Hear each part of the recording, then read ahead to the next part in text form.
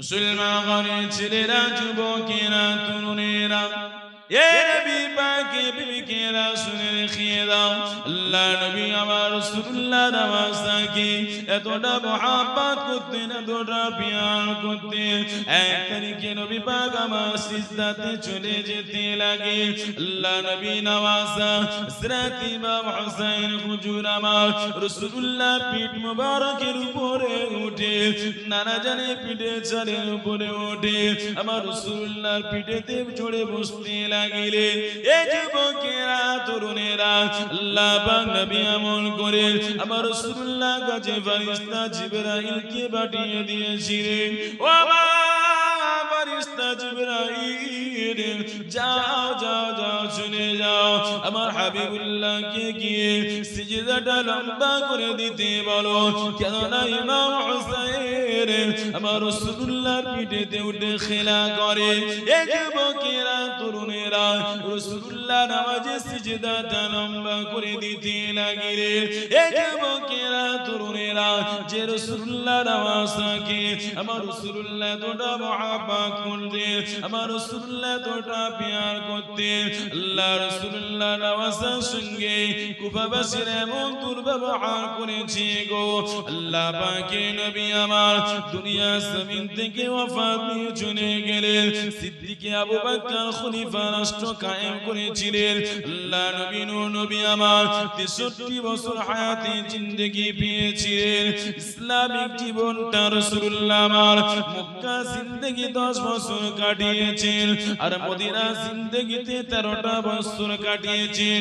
Islamic জিন্দেগিটা 23টা বছর কাটিয়েছেন। রাসূলুল্লাহ হায়াতে জিন্দেগি 63 বছর। এই যুবকেরা, তরুণেরা, কিন্তু নবী পাক আমার ওফাতের পরে সিদ্দিক আবু বকর খলিফা নিযুক্ত হয়েছিলেন। হুজুর আমার 2.5 বছর খলিফা নিযুক্ত হয়ে রাষ্ট্র শাসন কায়েম করেছিলেন। আবু বকরের পরে হযরত ওমর ফারুক আযম তিনি রাষ্ট্র কায়েম করেছিলেন।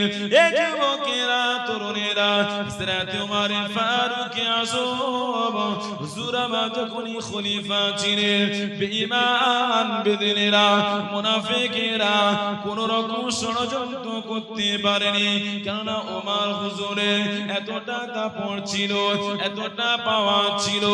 এই যুবকেরা, তরুণেরা, হযরত ওমর রাদিয়াল্লাহু তাআলা এক তারিখে রাস্তা থেকে শুয়ে রইলেন। এমন করে ব্যক্তিরা বলে, ও হযরত ওমর, আপনি একটা রাষ্ট্রনায়ক হয়ে এমন ভাবে খোলা ময়দানে আপনি একা রয়েছেন, আপনার তো কেউ ক্ষতি করে দিতে পারে। হযরত ওমর বলেছিল, আমি মানুষের সঙ্গে এমন কোন খারাপ ব্যবহার করি না, কারোর হককে মারি না যে আমার উপরে দুশমনি করবে, আমাকে ক্ষতি করবে। এই যুবকেরা, তরুণেরা, কেমন ন্যায়পরায়ণ বাদশা ছিলেন শুনেন। হযরত ওমরের কাছে একজন বিচার নিয়ে আসলেন। হযরত ওমর রাদিয়াল্লাহু তাআলা একটা প্রদীপ নিভে দিলেন, আর একটা প্রদীপকে জ্বালিয়ে দিলেন। পরক্ষণে সাহাবা হুজুররা জিজ্ঞাসা করে, ও হযরত ওমর, আপনি তো একটা প্রদীপ জ্বালিয়ে আপনি বসেছিলেন, আবার ওই প্রদীপটাকে নিভে দিয়ে আর একটা প্রদীপ জ্বালানোর পরে তবে মানুষের সঙ্গে আপনি কথা বললেন। হযরত ওমর বলেছিল, প্রথম যে প্রদীপটা জ্বলছিল ওটা হলো সরকারি কোষাগার থেকে জ্বালানো, তার তেল দিয়ে প্রদীপটা জ্বলছিল। দ্বিতীয় যে প্রদীপটা জ্বালিয়েছি ওটা আমার ব্যাপারে কোনো কথা ছিল, অতএব না না না, ওই রাষ্ট্রের কোষা থেকে ওই তেলের প্রদীপ জ্বালিয়ে আমার ব্যক্তিগত কথা বলতে পারি না। এখন যে প্রদীপটা জ্বালিয়েছি এটা হলো আমার নিজের পয়সার তেলের প্রদীপ। এই যুবকেরা, তরুণেরা, দেখেন তারা ইসলামের ব্যাপারে কতটা নির্ভর ছিলেন। আল্লাহ নবী সাহাবা হযরত ওমর রাদিয়াল্লাহু তাআলা আনহু নামাজের মধ্যে দাঁড়িয়ে গেলেন। একজন কাফের ছিল, মূর্তি পূজারী ছিল, নাম হলো তার লুলু। ওই লুলু ব্যক্তিটা মিম্বারে মসজিদে নববীর মধ্যে ঢুকে গিয়েছিলেন। তার হাতে একটা চাকু ছিল, যেটাকে খঞ্জন বলা হয়, দুই দিকে ধার ছিল। আল্লাহ নবী সাহাবা ইসলামের দ্বিতীয় রাষ্ট্রনায়ক হযরত ওমর রাদিয়াল্লাহু তাআলা আনহু যখন নামাজেতে দাঁড়িয়েছেন, দুই রাকাত নামাজেতে দাঁড়িয়ে গেলেন। প্রথম রাকাত শেষ করার পরে দ্বিতীয় রাকাতটা শেষ করার জন্য আবার উঠে সূরা ফাতিহা শুরু করে দিলেন। এই লুলু নামক ব্যক্তিটা হযরত ওমর রাদিয়াল্লাহু তাআলা আনহু পেটেতে খঞ্জন মেরে দিয়েছিলেন, কেননা সেই সময় কত আলোর ব্যবস্থা ছিল না, অন্ধকারে অতটা পরিষ্কার ভাবে দেখা যেত না। মিম্বার শরীফের মধ্যে লুকিয়ে গেলেন হযরত ওমর রাদিয়াল্লাহু তাআলা আনহু। আর সহ্য করতে পারলেন না, জমিনেতে পড়ে গেলেন। এই কাফের বেঈমানটা, মূর্তি পূজারী লুলু নামক ব্যক্তিটা কি করে পালাবে? একের পর এক সাহাবা হুজুররা তো কাঁথা দিয়ে নামাজে দাঁড়িয়ে আছে, একটা কাঁথা, দ্বিতীয় কাঁথা, তৃতীয় কাঁথা, সাহাবাদেরকে খঞ্জন মারতে মারতে বার হয়ে চলে যায়। পিছন দিকে একটা সাহাবা চাদর মোবারককে জড়িয়ে দিয়ে ওই লুলু নামক ব্যক্তিকে ধরে ফেলে দেয়। ওই লুলু নামক ব্যক্তি নিজে চাকু দিয়ে, নিজের খঞ্জন দিয়ে নিজে আঘাত করে নিজে হত্যা হয়ে জাহান্নামী হয়ে যায়। খলিফা, দ্বিতীয় খলিফা হযরত উসমান রাদিয়াল্লাহু তাআলা আনহু, তিনি খলিফা রাষ্ট্র কায়েমের জন্য তৃতীয় খলিফা হিসেবে তিনি নিযুক্ত হলেন।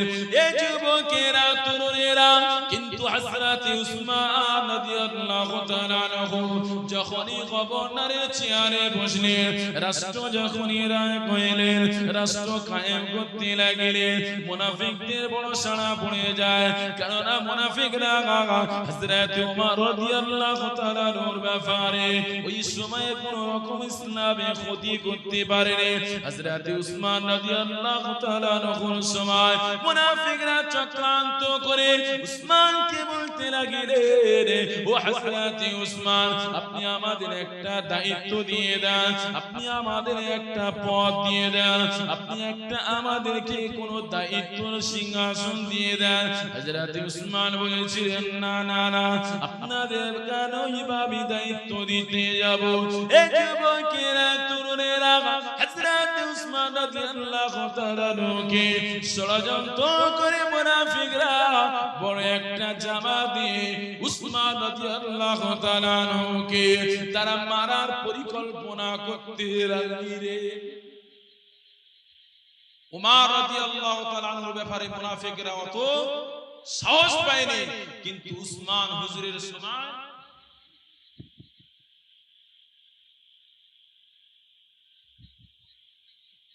মুনাফিকরা একটা ষড়যন্ত্র করলেন। উসমান রাদিয়াল্লাহু তাআলা আনহুর পানি বন্ধ করে দিলেন, হযরত উসমান হুজুরকে এক ঘরে করে দিলেন। হযরত হাসান রাদিয়াল্লাহু তাআলা আনহু তিনি উসমান রাদিয়াল্লাহু তাআলা আনহুর গেটে দাঁড়িয়ে রইলেন। মুনাফিকরা ষড়যন্ত্র করে একটা জামাত করে বলছে, আমরা উসমানের খলিফা মানি না, উসমানের নেতৃত্ব মানি না। পিছন দিয়ে মুনাফিকরা পাঁচিল টপকে এসে হযরত উসমান হুজুরকে শহীদ করে দিয়ে হাতটা কেটে দিয়ে তেনারা চলে গেলেন হযরত আম্মা জান আয়েশা সিদ্দিকা রাদিয়াল্লাহু তাআলা আনহা। আম্মা জানের কাছে গিয়ে বলছে, আম্মা জান, মুনাফিকরা কত বড় ক্ষতি করেছে ইসলামের শুনে। আম্মা জানকে গিয়ে বলছে, আম্মা জান, আপনার জামাতা আলী গভর্নরের চেয়ারে বসার জন্য, রাষ্ট্রনায়ক হওয়ার জন্য, খলিফা হওয়ার জন্য আপনার জামাতা উসমানকে শহীদ করে দিয়েছে। মুনাফিকরা কত বড় চক্রান্ত করে নিজেরা শহীদ করলে আম্মা জান হুজুরের কাছে হযরত আলী হুজুরের ব্যাপারে নালিশ জানায়। আল্লাহ পাকের নবী সাহাবা হুজুর আম্মা জানকে সময় নিয়ে, এই যুবকেরা, তরুণেরা আম্মা জান হুজুরকে নিয়ে বড় বড় সাহাবা হুজুররা মক্কা জমিনে গিয়েছিলেন উমরার জন্য। এই ব্যাপারটা মুনাফিকরা মক্কা জমিনে পৌঁছে গেলেন।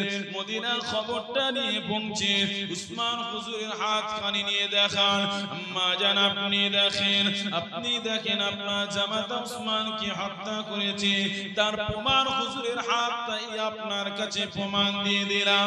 এই যুবকেরা, তরুণেরা খুব মনোযোগ দিয়ে শুনবেন। হযরত উসমান হুজুরকে মুনাফিক মুনাফিকরা শহীদ করে আম্মা জান আয়েশা সিদ্দিকা রাদিয়াল্লাহু তাআলা আনহা আম্মা জান মক্কা জমিনে উমরাতে ছিলেন আম্মা জানের কাছে খবর দিলেন এবারে আলী রাদিয়াল্লাহু তাআলা আনহু তিনি রাষ্ট্রনায়ক হবেন মুনাফিকরা এবারে মদিনা জমিনে একটা দল তৈরি করে তারা আলীর বিরুদ্ধে স্লোগান দিলেন না হযরত আলীকে আমরা খলিফা মানি না আর একটা দল চলে গেলেন আম্মা জান আয়েশা হুজুরের কাছে আম্মা জান আপনার জামাতা আলী এমন করে উসমানকে শহীদ করে দিয়ে নিজে খলিফা বনে গিয়েছে এ যুবকেরা তরুণেরা আম্মা জান আয়েশা সিদ্দিকা রাদিয়াল্লাহু তাআলা আনহা আম্মা জান চিন্তা করলেন এত বড় ক্ষতি হয়ে গেল আমার জামাতা উসমানকে তারা শহীদ করে দিল মুনাফিকরা সাহাবা হুজুরদের সঙ্গে মিশে গেলেন আম্মা জান দেরি করলেন না আম্মা জান মক্কা থেকে মদিনা জমিনের উদ্দেশ্যে আম্মা জান পথটা পাড়ি দেওয়া শুরু করে দিলেন এই যুবকেরা তরুণেরা হযরত আলী রাদিয়াল্লাহু তাআলা আনহুর কানে খবর পৌঁছে যায় যে মুনাফিকরা বড় ষড়যন্ত্র করতে লেগেছে এই ব্যাপারটা আমি আলী আমার আম্মা জান এবং শাশুড়ি আম্মা তানার কাছে এই ব্যাপারটা খোলাখুলি জানাতে হবে কেননা মুনাফিকরা বড় ষড়যন্ত্র করেছে আমি আলী নিজে গিয়ে আম্মা জান হুজুরের কাছে জানাবো এই ব্যাপারটা যে মুনাফিকরা আমার ভাই উসমানকে শহীদ করে দিয়েছে এই যুবকেরা তরুণেরা একটা মুনাফিকের দল হযরত আলীর সঙ্গে পথ চলা শুরু করলেন মক্কা জমিনে কেন আলী রাদিয়াল্লাহু তাআলা আনহু তিনি জানেন হযরত আম্মা জান মক্কা জমিনে রয়েছে তাই মক্কা জমিনের দিকে পথ চলা শুরু করে দিলেন এই যুবকেরা তরুণেরা পথে দেখা হয়ে যায় পাহাড়ের উপরে আম্মা জান হুজুর পাহাড়ের পারে হচ্ছে হযরত আলী রাদিয়াল্লাহু তাআলা আনহু কেননা মক্কা জমিনে মক্কা থেকে মদিনা জমিনে রাস্তাটা সমতল রাস্তা নয় একটা পাহাড় আর একটা পাহাড় পাহাড়ের পর পাহাড় ছিল গো এই যুবকেরা তরুণেরা আলহামদুলিল্লাহ আল্লাহ পাক আমাকে নিয়ে গিয়েছে আমি গিয়েছি বাসে মক্কা থেকে মদিনা জমিনে সমতল রাস্তা বানিয়ে দিয়েছে কিন্তু 7 ঘন্টা লেগেছে পাহাড়কে কেটে কেটে ভিতর দিয়ে রাস্তা বানিয়েছে কিন্তু সেই সময় পরিস্থিতি ছিল না পাহাড়ের পর পাহাড় ছিল আম্মা জান হুজুর খায় সন্ধ্যা হয়ে যায় রাস্তায় তাবু খেটিয়ে বসে যেতে লাগে এবারে আলী হুজুর জামাতটা নিয়ে তিনিও পাহাড়ের পারে জামাতটা নিয়ে তাবু খেটিয়ে রেখে যেতে লাগে ওখানে বিশ্রাম করতে লাগে এই যুবকেরা তরুণেরা আমার নবী পাকের প্রেমিকেরা মুনাফিকদের ষড়যন্ত্র মুনাফিকদের চক্রান্তটা একবার শুনে রেখে দেয় হযরত আলী রাদিয়াল্লাহু তাআলা আনহুর সঙ্গে যে মুনাফিকরা ছিল তারা যখনই সন্ধ্যা হয়ে যায় আম্মা জানের তাবুর দিকে আম্মা জানের খিমার দিকে হযরত আলী হুজুরের সঙ্গে যে মুনাফিকরা ছিল ওই মুনাফিকরা আম্মা জানের তাবুর দিকে হযরত আলী রাদিয়াল্লাহু তাআলা আনহুর দিকে যে মুনাফিকরা ছিল ওই তাবুর নিশানা করে দিয়ে ছুটতে লাগিলেন এই যুবকেরা তরুণেরা যখন আম্মা জান আয়েশা হুজুরের খিমাতে গিয়ে পড়ে ওই আম্মা জান হুজুরের সঙ্গে যে মুনাফিকরা ছিল তারা বলতে লাগিলেন আম্মা জান আপনি দেখেন আপনাকে ব্যাপারটা জানিয়েছি আলী আপনার জামাতা উসমানকে শহীদ করে দিয়েছে আম্মা জান তার প্রমাণ নিয়ে দেন আপনার খিমার দিকে আপনার তাবুর দিকে মুনাফিকরা তীর ছোড়া শুরু করে দিয়েছে এই যুবকেরা তরুণেরা ওই খিমায় যারা মুনাফিকরা ছিল তারা হযরত আম্মা জানের কথাকে তাওয়াক্কুল না করে আম্মা জানের পারমিশন কে না নিয়ে তারা হযরত আলী হুজুরের দিকে তারা তীর টানে ক্ষেপ করতে লাগিলেন ইসলামে বড় যুদ্ধ হয়ে গিয়েছিল এই যুদ্ধের নাম ছিল জঙ্গে জামাল ছিল বড় বড় সাহাবারা এই যুদ্ধেতে শহীদ হয়েছিল কিন্তু যুদ্ধ থামে না হযরত আলী রাদিয়াল্লাহু তাআলা দেখতে লাগিলেন এই মুনাফিকদের চক্রান্ত যুদ্ধটাকে আমি কি করে থামাই? হযরত আলী রাদিয়াল্লাহু তাআলা আনহু কি করলেন? আম্মা জান হুজুরের উটের পাটাকে কেটে দিলেন। যখন উটের পা কেটে দিলেন আম্মা জান জমিনেতে নেমে যায়, যুদ্ধটা থেমে যেতে লাগে। এই যুবকেরা তরুণেরা হযরত আলী রাদিয়াল্লাহু তাআলা আনহু মদিনার জমিনে ফিরে আসলেন। দেখলেন যে মুনাফিকদের বড় চক্রান্ত, মুনাফিকরা বড় চক্রান্ত করছে। এই ব্যাপারটা সামাল দেওয়ার জন্য মক্কার জমিনের সৌদি আরবের গভর্নর এমন করে রাজধানী মদিনার জমিন ছিল, ওই রাজধানীটা উনি গভর্নরটাকে করলেন মুনাফিকদের থেকে একটু দূরে সরে যাওয়ার জন্য, ব্যাপারটা সামাল দেওয়ার জন্য উনি গভর্নরের চেয়ারটা কুফায় নিয়ে চলে গেলেন। এই যুবকেরা তরুণেরা সেই যে মদিনার জমিন থেকে গভর্নরের চেয়ার চলে গিয়েছে, আজ মদিনার জমিনে ফেরেনি। এখন বর্তমান সৌদি আরবের আপনার রাজধানী হলো রিয়াদ।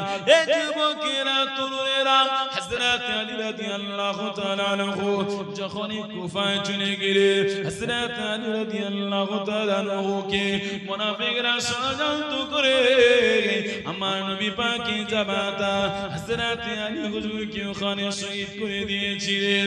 এই যুবকেরা তরুণেরা হযরত ইমাম হুসাইন হুজুর কিন্তু ছোট বাচ্চা ছিল। হযরত ইমাম হুসাইন হুজুর খলিফা গভর্নরে বসতে পারলেন না। ওই খলিফা গভর্নরের চেয়ারে উবাইদ এমন করে এমন করে আল্লাহ নবীর সাহাবা এমন করে ওই গভর্নরের চেয়ারে বসতে লাগিলেন।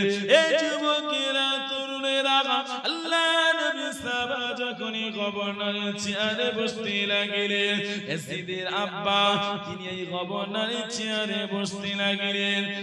একটানা 20টা বছর তিনি রাষ্ট্র কায়েম করেছিলেন। এটাই হলো ইতিহাস। হুজুর সাল্লাল্লাহু আলাইহি সাল্লামের পর থেকে এই খলিফা রাষ্ট্রনায়কের পরে একের পর এক খলিফা নিযুক্ত হয়েছে। হযরতে মুয়াবিয়া রাদিয়াল্লাহু তাআলা, হযরতে আলী রাদিয়াল্লাহু তাআলা পরে 20টা বছর তিনি রাষ্ট্র কায়েম করেছেন। কিন্তু মুয়াবিয়া রাদিয়াল্লাহু তাআলা আনহু তিনি বলেছিলেন তার পুত্রকে যে তুমি যেন রাসূলুল্লাহ আহলে বায়াতের সঙ্গে গুস্তাখি করো, আমার পরে যদি কেউ খলিফা হয় সেটা রাসূলুল্লাহর নওয়াসা আহলে বায়াত খানদানের রাসূল ইমাম হুসাইনি হবে। কিন্তু না, ইয়াজিদ ক্ষমতার অপব্যবহার করে তার আব্বাজান যখনই ইন্তেকাল করলেন, তিনি ওই ক্ষমতার চেয়ারে গভর্নরে তিনি জবরদস্তি করে নিজের ক্ষমতার পাওয়ার দেখি ওই গদিতে বসে গেলেন। মক্কার জমিনে বড় বড় সাহাবা হুজুররা তানারা হায়াতে ছিলেন, সকলে বলছে ওই ইমামে হুসাইন আপনি যেখানে হায়াতে রয়েছে সেখানে ইয়াজিদ খলিফা আমরা এটা কোনোদিন মেনে নিতে পারি না। কেননা ইয়াজিদ হলো এমন একটা ব্যক্তি যার মধ্যে রাসূলুল্লাহর শরিয়াতের কোনো আদর্শ ছিল না। আল্লাহ নবী নওয়াজকে সকলে একবার কি বলতে লাগিলেন, ও হযরত ইমাম হুসাইন আপনি খলিফা হন, আমার হাতে আমরা বায়াত দিতে লাগিব। আমার ইয়াজিদের খলিফা আমরা মেনে নিতে চাই না, ইয়াজিদের হাতকে আমরা ধরতে চাই না। আপনার হাতে বায়াত হয়ে আমরা আপনার খলিফাকে আমরা মানতে লাগি। এই যুবকেরা তরুণেরা কিন্তু এবারে কুফা নগর থেকে খবর যেতে লাগে, ও হযরত ইমাম হুসাইন আমরা কুফাবাসীরা আপনার নেতৃত্ব মানতে চাই, আমরা কুফাবাসীরা ইয়াজিদের নেতৃত্ব আমরা মানতে চাই না, আমরা আপনার নেতৃত্ব মানতে চাই। এই যুবকেরা তরুণেরা নবী পাকের বিবিকেরা বাকিরা শুনে রেখে দাও হযরত ইমাম হুসাইন তিনি মনস্থির করলেন তিনি চিন্তা করলেন তিনি নিয়ত করলেন না কুফাবাসীরা আমাকে ডাকছে তারা আমার নেতৃত্ব মানতে চায় তারা ইয়াজিদের নেতৃত্ব মানতে চায় না তাহলে এই ব্যাপারটা আমার একবার যাওয়া দরকার রয়েছে কিন্তু সাহাবা হুজুররা জানিয়েছিলেন ও হযরত ইমাম হুসাইন আপনি কুফাবাসীর কথা বিশ্বাস করবেন না কেননা ওরা বড় বড় মুনাফিক আপনার আব্বাজানকে এই কুফাবাসীরা ষড়যন্ত্র করে কুফাবাসীরা মুনাফিকি করে আপনার আব্বাজানকে শহীদ করেছে ও হযরত ইমাম হুসাইন আপনি ওদের কথা বিশ্বাস করবেন না আপনি ওদের কথায় কান দেবেন না কিন্তু কুফাবাসীরা দ্বিতীয়বার আবার ইমাম হুসাইন হুজুরের কাছে আবার চিঠি লিখে পাঠায় ও হযরত ইমাম হুসাইন আমরা আপনার নেতৃত্ব মানতে চাই আমরা আপনার নেতৃত্ব মানতে চাই আমরা আপনার হাতে বায়াত দিতে চাই আপনার হাতে বায়াত নিয়ে আপনাকে খলিফা বলে আমরা মানতে চাই বারবার যখন কুফা থেকে আওয়াজ যায় হযরত ইমাম হুসাইন চিন্তা করলেন না বারবার কেন তারা আমাকে ডাকে সাহাবা হুজুররা বলেছিলেন ও হযরত ইমাম হুসাইন আপনি যাবেন না তবে আপনার যদি এত মনে লাগে আপনি একজন প্রতিনিধি কাউকে পাঠিয়ে দেন আপনি একজন আপনার পক্ষ থেকে কাউকে পাঠিয়ে দেন এই যুবকেরা তরুণেরা ইমাম হুসাইন হুজুরের চাচাতো ভাই হযরত মুসলিম বিন আকিল রাদিয়াল্লাহু তাআলা আনহুকে তিনি প্রতিনিধি হিসাবে কুফার জমিনে পাঠিয়ে দিয়েছিলেন যখন মুসলিম বিন আকিল হুজুর কুফার জমিনে পৌঁছে গিয়েছিলেন কুফাবাসীরা খুশি হয়ে ইমাম মুসলিম বিন আকিল হুজুরকে জুমার মিম্বারে খুতবা দেওয়ার জন্য দাঁড় করিয়ে দিলেন মুসলিম বিন আকিল হুজুর আমার খুতবা দিলেন জুমা নামাজ আদায় করলেন কুফা জমিনে মানুষের একত্রিত হয়ে মুসলিম বিন আকিল হুজুরের ইমাম হুসাইন হুজুরের বায়াতটা হুজুরের হাতে নিতে লাগিলেন যখনই মুসলিম বিন আকিল হুজুরের হাতে এই খলিফার দায়িত্ব যখনই উনি ওনার হাতে বায়াত নিতে যাইলেন ওই ব্যাপারটা ইয়াজিদের কাছে খবরটা পৌঁছে যায় যে ইমাম হুসাইন হুজুরের নেতৃত্ব মেনে তার চাচাতো ভাইয়ের হাতে মুসলিম বিন আকিলের হাতে তারা বায়াত দিতে লেগেছে ওই জায়গায় যিনি গভর্নর ছিলেন যিনি মন্ত্রী ছিলেন যিনি দায়িত্বই ছিলেন সঙ্গে সঙ্গে তাকে ওই গভর্নর থেকে চেঞ্জ করে দিয়ে ওই জায়গায় একজন ইয়াজিদের পক্ষপাতিত্ব যে করবে তার মতো করে একজনের প্রতিনিধি হিসেবে রাষ্ট্র কায়েম করবে ইয়াজিদের মতো করে ওই এমন করে তাকে ওই জায়গাতে মারওয়ান বলে একজন গভর্নরকে ওই জায়গায় বসিয়ে রাজনীতির রাজ কায়েম শুরু হয়ে গেল যারা ইমাম মুসলিম বিন আকিল হুজুরের হাতে বায়াত নিয়েছিলেন সবাইকে অ্যারেস্ট করলেন ইমাম মুসলিম বিন হুজুরকেও অ্যারেস্ট করলেন শোনো ইমাম মুসলিম বিন হুজুরকে অ্যারেস্ট করে দিলেন কিন্তু যখনই কুফাবাসীরা হুজুরের হাতে বায়াত নিয়ে তখন মুসলিম বিন আকিল হুজুর বুঝতে পারলেন যে না সত্যি এরা ইমাম হুসাইন হুজুরের নেতৃত্ব মানতে চায় তখনই একটা চিঠি লিখে ইমাম হুসাইন হুজুরের কাছে পাঠিয়ে দিয়েছিলেন সত্যি ভাই আপনি যেটা বলে পাঠিয়েছেন যে কুফাবাসীরা আমাদের নেতৃত্ব মানতে চায় সত্য এটা তারা আমার হাতে বায়াত নিয়েছে অতএব আপনি দেরি করবেন না আপনি কুফায় চলে আসেন এই চিঠিটা লেখার পরে ইয়াজিদের লোকেরা ইমাম মুসলিম বিন আকিল হুজুরকে ওই জেলের মধ্যে বন্দী করে দিয়েছে এই খবরটা কিন্তু মদিনায় পৌঁছে আল্লাহ পাকের রাসূলের নামাজ যখন মদিনার জমিন থেকে বাগতে লাগিলে আল্লাহ নবী নামাজ হযরত ইমাম হুসাইন হুজুর নানা জানের হুসাইনকে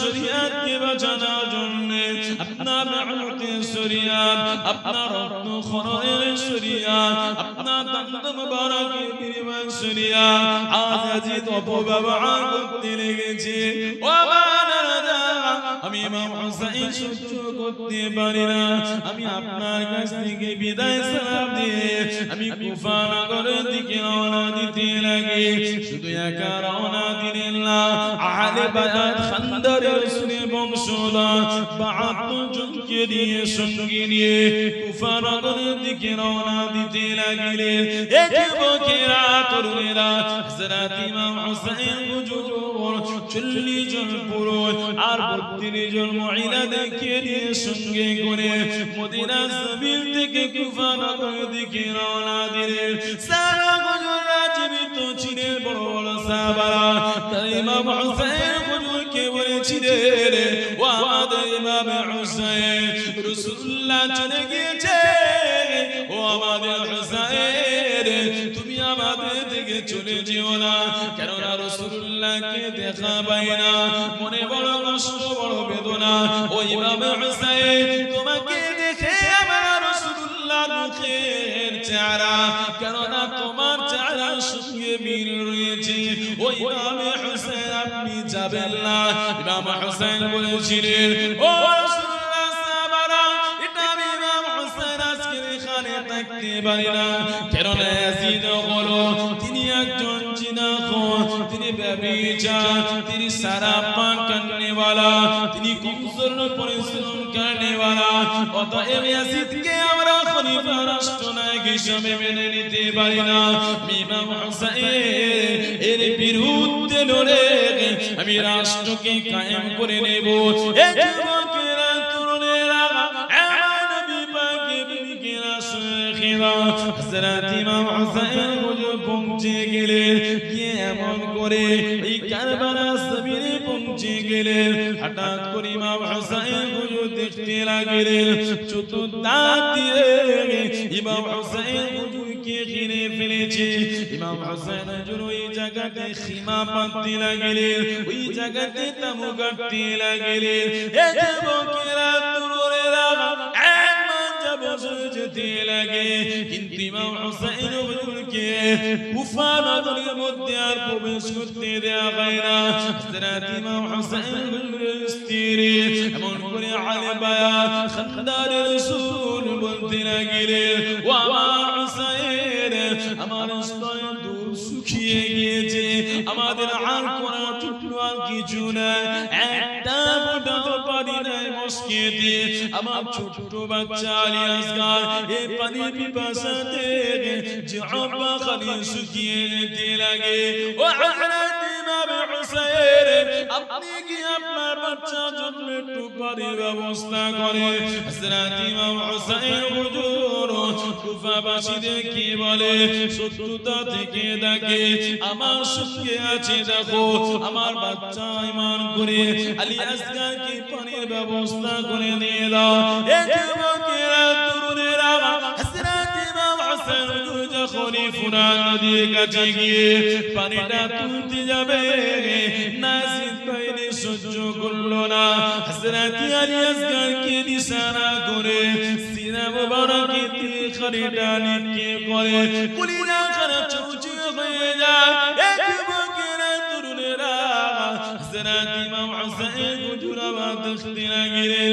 পানি পান করাবে না না না না পানিতে আর পানি নাই রক্ত দান হয়ে গিয়েছে হযরত ইমাম হুসাইন আলী আসগারকে দিয়ে কোলে করে হুজুরের স্ত্রীর কাছে গিয়ে জানিয়ে দেন এই দেখো তোমার আলী আসগার পানি পান করে নিয়েছে আর কোনদিন পানির জন্য আর কোনদিন বায়না করবে না তোমার আলী আসগার হাউসে কৌসারের পানি পান করে নিয়েছে এই যুবকেরা তরুণেরা ওই দিনটা এসে গেল ইমাম হুসাইন হুজুর বলতে লাগলেন আমাকে ইয়াসিরের সঙ্গে দেখা করতে দাও।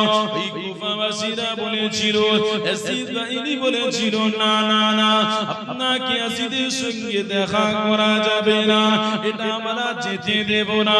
ইমাম হোসেন হুজুর বলেছিল, তবে আমরা মদিনা জমিনে ফিরে যাই। ইয়াসিদ বাইনি বলেছিল, না, আপনাকে ফিরে যেতেও দেয়া হবে না, আমাকে আমার দেশে থেকে যেতে দাও, আমি অন্য কোন দেশে চলে যাই। ইয়াসিদ বাইনি বলেছিল, না, আপনাকে যেতে দেয়া হবে না।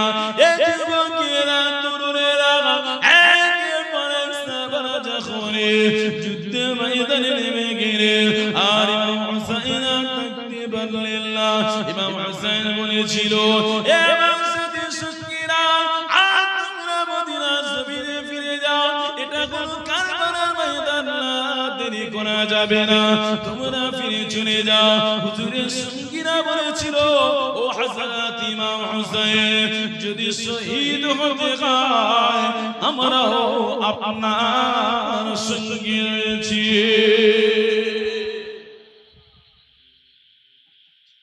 যাক আলহামদুলিল্লাহ, অনেক লম্বা ওয়াকিয়া। হ্যাঁ, হযরত ইমাম হুসাইন হুজুর ওই দিনে নানা জানে আমামা মুবারক আব্বা জানে জুলফিকার কে হাতে নিয়ে এমন করে হকের পক্ষে দাঁড়িয়ে গিয়েছিলেন। আজকের সেই হকের কথা হবে। আসে ফুরফুরা দরবার শরীফ থেকে আমার প্রাণ প্রিয় ভাইজান, আমার কলিজার ভাইজান, খুব মহব্বতের ভাইজান, আমার দেখলেই যেন আমার মনে হয় যেন আমি সত্যি আমার দাদা পীরের আওলাদকে দেখছি। দাদা হুজুরের কথা মনে পড়ে, দাদা হুজুরের আওলাদদেরকে দেখে। তাই দেরি না, যারা এদিক ওদিক রয়েছেন সকলে চলে আসে। ভাইজান হুজুর পীর কিবলা আসছেন, সকলে সম্মানের সঙ্গে একবার দাঁড়িয়ে, তাজিমের সঙ্গে একবার উঠে তাকবীর দেন, নারে তাকবীর।